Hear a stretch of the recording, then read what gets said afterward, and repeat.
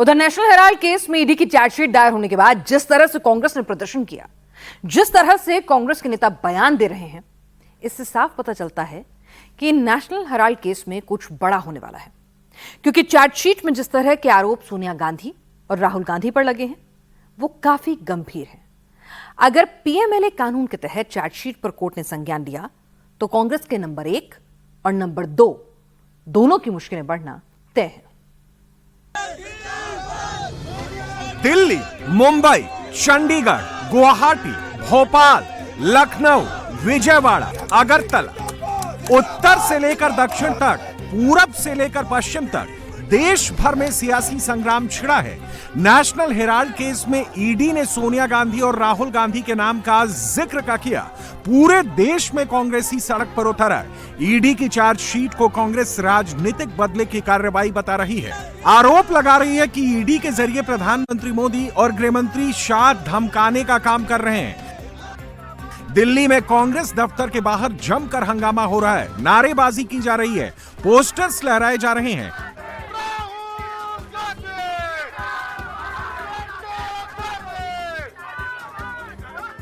कांग्रेस के सैकड़ों कार्यकर्ता और नेता ईडी और बीजेपी के खिलाफ विरोध प्रदर्शन कर रहे हैं। कांग्रेस कार्यकर्ता दिल्ली में ईडी दफ्तर का घेराव करना चाहते हैं, लेकिन पुलिस और सुरक्षा बलों के जवान उन्हें आगे नहीं जाने दे रहे हैं। बैरिकेडिंग लगाकर उन्हें कांग्रेस दफ्तर के बाहर ही रोक दे रहे हैं।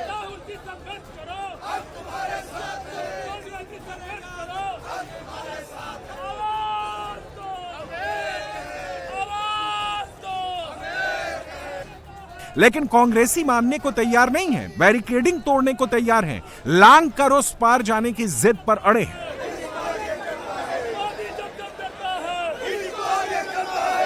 लेकिन कांग्रेस कार्यकर्ता और नेता बैरिकेडिंग लांग कर आगे बढ़ने लगते हैं, नारेबाजी करने लगते हैं। पुलिस उन्हें रोकने की कोशिश करती है, समझाने की कोशिश करती है, लेकिन कांग्रेसी मानने को तैयार नहीं है। कृपया बैरिकेड से नीचे उतर जाएं, सरकारी संपत्ति है ये, इनको नुकसान ना पहुंचाएं। नहीं उतरेंगे तो आपके विरुद्ध कानून सम्मत कार्रवाई की जाएगी।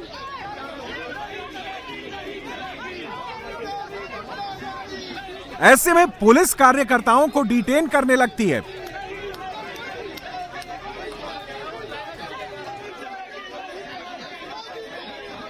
प्रदर्शनकारी सड़क पर ही बैठ जाते हैं, हंगामा करने लगते हैं, लेकिन पुलिस एक एक कर सभी नेताओं को डिटेन करती है।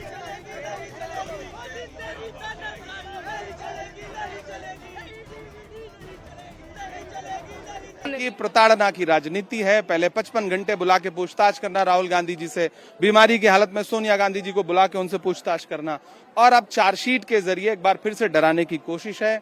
विपक्ष डरेगा नहीं, कांग्रेस पार्टी डरेगी नहीं। धान बचाने वाले सबसे बड़े नायक को डराने की कोशिश है। हम डरेंगे नहीं। मैं ये नहीं कहता कि मेरा सर न मिलेगा, लेकिन मेरी आंखों में तुझे डर न मिलेगा। आप राहुल गांधी को नहीं डरा पाएंगे। ईडी और बीजेपी के खिलाफ कांग्रेस ने सिर्फ दिल्ली में प्रदर्शन नहीं किया, असम के गुवाहाटी में कांग्रेसी कार्यकर्ताओं और पुलिस के बीच जबरदस्त टकराव हुआ।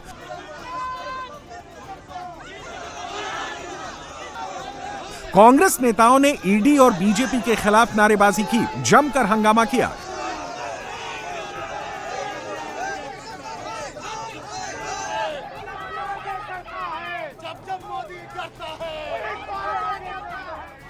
चंडीगढ़ में ईडी दफ्तर के बाहर पंजाब कांग्रेस ने धरना दिया। केंद्र सरकार पर एजेंसियों के दुरुपयोग का आरोप लगाया। चार्जशीट को राहुल सोनिया की आवाज दबाने की कोशिश बताया।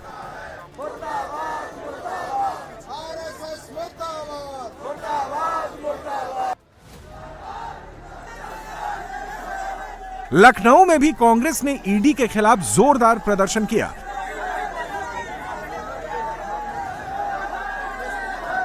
बड़ी संख्या में कांग्रेसी कार्यकर्ताओं ने जमकर हंगामा किया।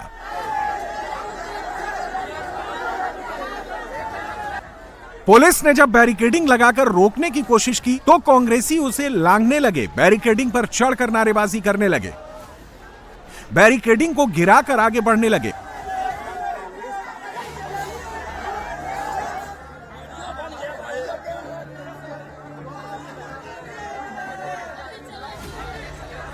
दरअसल एक दिन पहले ईडी ने कांग्रेस के नेशनल हेराल्ड अखबार और एसोसिएटेड जर्नल्स लिमिटेड यानी एजेएल से जुड़े मनी लॉन्ड्रिंग केस में पहली चार्जशीट दाखिल की। चार्जशीट में सोनिया गांधी को आरोपी नंबर 1 बनाया है, जबकि लोकसभा में नेता प्रतिपक्ष राहुल गांधी को आरोपी नंबर 2 बनाया है। इन दोनों के अलावा कांग्रेस नेता सुमन दुबे को आरोपी नंबर 3 और सैम पित्रोदा को आरोपी नंबर 4 बनाया गया है।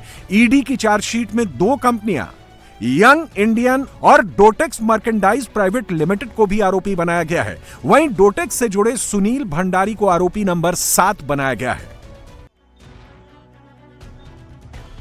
नेशनल हेराल्ड मामले की सुनवाई 25 अप्रैल को दिल्ली के राउज एवेन्यू कोर्ट में होगी। कोर्ट ने ईडी से मामले की केस डायरी भी मांगी है, लेकिन सुनवाई से पहले चार्जशीट को लेकर सियासत तेज हो गई है। चार्जशीट में सोनिया गांधी और राहुल का नाम आते ही कांग्रेसी भड़क गए। भोपाल में भी ईडी के खिलाफ कांग्रेस सड़क पर उतर आई, पोस्टर लेकर नारेबाजी की, जमकर हंगामा किया गया।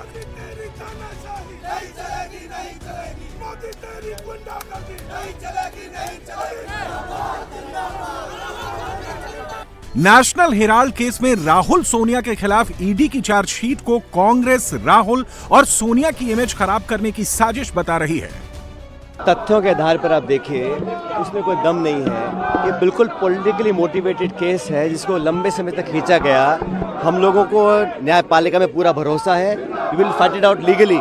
लेकिन आप समझिए, जिस एंटिटी में कोई ट्रांजैक्शन नहीं है, कोई लेन देन नहीं हुआ, 1 रुपये का कोई इसमें अदला बदली नहीं हुई है, और जानबूझ के पॉलिटिकली राहुल गांधी जी और सोनिया गांधी जी को टारगेट जो करने का काम किया है, ये पूर्णतः द्वेषपूर्ण भावना से कार्य किया गया है। लेकिन मैं जानता हूं कि देश के लोग समझ रहे हैं इस बात को कि अपने प्रतिद्वंदियों की आवाज़ दबाने के लिए अभी हम लोगों ने गुजरात में अधिवेशन किया था, पार्टी को जिंदा करने के लिए पूरी ताकत लगा रहे हैं, वो उनको नागवार गुजरा है। इसलिए केंद्र सरकार ने जानबूझ के बहुत ही विंडिक्टिव ये कदम उठाया है। इसको हम पॉलिटिकली टैकल करेंगे, लेकिन लीगली भी टैकल करेंगे। मुझे पूरा विश्वास है हमारी न्यायपालिका के ऊपर। ईडी ने दिल्ली की राउज एवेन्यू कोर्ट में जो चार्जशीट दाखिल की है, उसमें काफी संगीन आरोप लगाए गए हैं।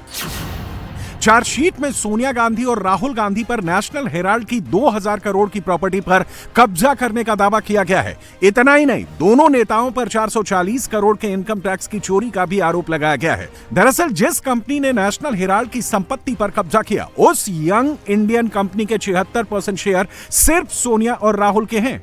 ईडी का दावा है कि सोची समझी साजिश के तहत एआईसीसी ने नेशनल हेराल्ड की पेरेंट कंपनी एजेएल को 90 करोड़ रुपए का लोन दिया और फिर इस 90 करोड़ के लोन को 9 करोड़ शेयर में बदल दिया। इसके बाद ये सारे शेयर सोनिया और राहुल गांधी की कंपनी यंग इंडियन को केवल 50 लाख रुपए लेकर सौंप दिए गए। यानी यंग इंडियन पर एजेएल की संपत्ति को हड़पने का आरोप है और इस यंग इंडियन पर मालिकाना हक सोनिया और राहुल गांधी का है। लेकिन इसके बावजूद कांग्रेस पार्टी इसे राजनीतिक बदले की कार्रवाई बता रही है। साफ है कि ईडी की चार्जशीट के बाद कांग्रेस के नेशनल हेराल्ड अखबार और एसोसिएटेड जर्नल्स लिमिटेड यानी एजेएल से जुड़ी मनी लॉन्ड्रिंग केस में कांग्रेस के 2 सबसे पावरफुल नेता फंस गए हैं।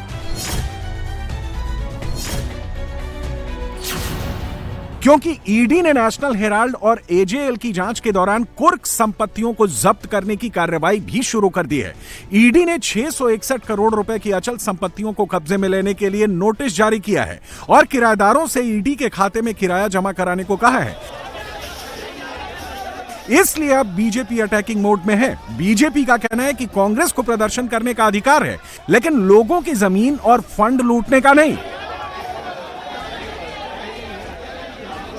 वो पैरवी तो झूठ की करता चला गया, वो पैरवी तो झूठ की करता चला गया, बस उसका चेहरा उतरता चला गया। नेशनल हेराल्ड केस भारत के इतिहास का बहुत विचित्र प्रकार का केस है, जिसमें कि कोई कंपनी जो कि 90 करोड़ की देनदारी में बिक गई, जिसके पास हजारों करोड़ की प्रॉपर्टी थी।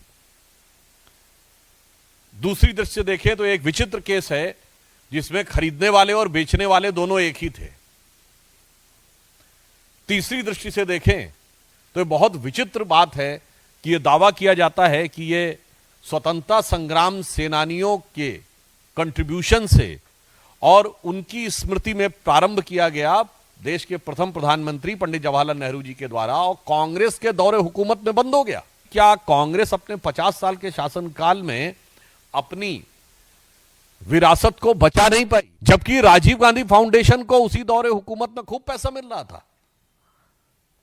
यह अपने आप में कांग्रेस पार्टी की नीयत पर सवाल पैदा करता है। इसका मतलब कांग्रेस पार्टी और कांग्रेस को संचालन करने वाले नेता ये चाहते ही नहीं थे कि यह अखबार चले। ईडी की चार्जशीट में दावा किया गया है कि यंग इंडियन नाम की कंपनी को एक गैर लाभकारी संस्था के तौर पर सेक्शन 25 कंपनी के रूप में रजिस्टर्ड किया गया था, लेकिन जांच में पाया गया कि यंग इंडियन कोई सामाजिक या चैरिटेबल काम नहीं करती है। यही वजह है कि अब कई राज्यों में एजेएल की संपत्तियों पर बुलडोजर चलाने की मांग उठने लगी है। मुंबई में भी योगी स्टाइल में बुलडोजर चलाने की मांग हो रही है। पोस्टर पर देवेंद्र फडणवीस की तस्वीर के साथ लिखा गया है कि एजेएल और नेशनल हेराल्ड पर देवा भाई बुलडोजर चलाओ। पोस्टर लगाने वाले विश्व बंधु राय का कहना है कि एजेएल संपत्ति भ्रष्टाचार का स्मारक है और इसे तोड़कर समाज को प्रेरणा देने वाला स्मारक बनाना चाहिए। नेशनल हेराल्ड केस में मुंबई का बांद्रा ईस्ट का इलाका प्राइम लोकेशन है, हाईवे से सटा हुआ इलाका है और यहाँ पर एजेएल हाउस की जो प्रॉपर्टी है ये भी नेशनल हेराल्ड केस में विवादों की प्रॉपर्टी में से एक प्रमुख केंद्रों में से एक है। इस प्रॉपर्टी को 1983 में महाराष्ट्र सरकार के जब मुख्यमंत्री थे कांग्रेस शासित राज्य में AR अंतुले, उन्होंने इस प्लॉट को अलॉट किया था। करीबन 15,000 स्क्वायर मीटर का ये पूरा प्लॉट था और ये शर्तों के साथ दिया गया था कि यहाँ पर नेशनल हेराल्ड जो अखबार है ये समाचार पत्र का संचालन किया जाएगा। लेकिन करीबन 83,000 स्क्वायर फीट के जगह पर जो है ये कमर्शियल कॉम्प्लेक्स बना दिया गया यहाँ पर। और इस वक्त आप देख सकते हैं कि एजेएल जो हाउस है प्रॉपर्टी है उन्होंने अलग अलग कंपनियों को ये लीज पर दे दिया है, यानी कि जो मूल शर्तें थे उसका उल्लंघन यहाँ पर किया गया है। 2008 में ही यहाँ पर जो समाचार पत्र था उसका संचालन करना बंद कर दिया। इसके बाद इसका कमर्शियल उपयोग किया जा रहा है। और ईडी ने अपने जो कार्रवाई है इसमें ये भी बताया है कि अब जिन जिन कंपनियों को ये लीज पर दी गई है प्रॉपर्टी, अब वो कंपनियां सीधे ईडी के अकाउंट में वो अमाउंट ट्रांसफ़र कर दे।